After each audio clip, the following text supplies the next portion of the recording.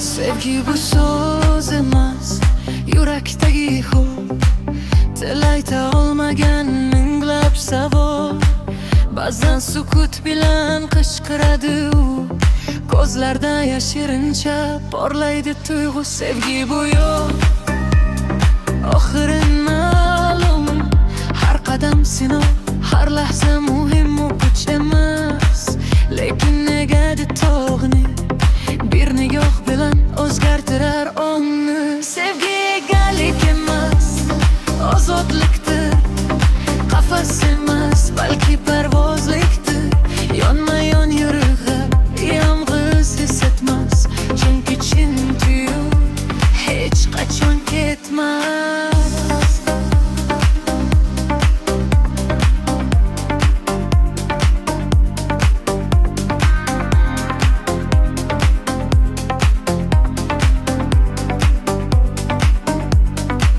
Sevgi bu kutish, ammo majbur emas.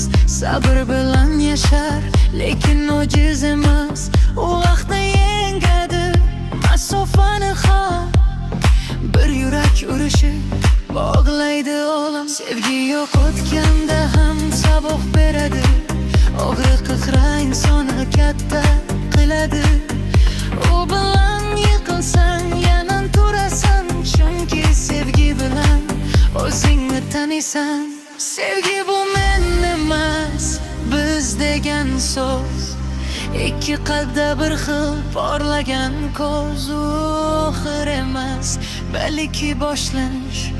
Hayotga berilgan eng go'zal sinish. Sevgi egalik emas, ozodlikdir.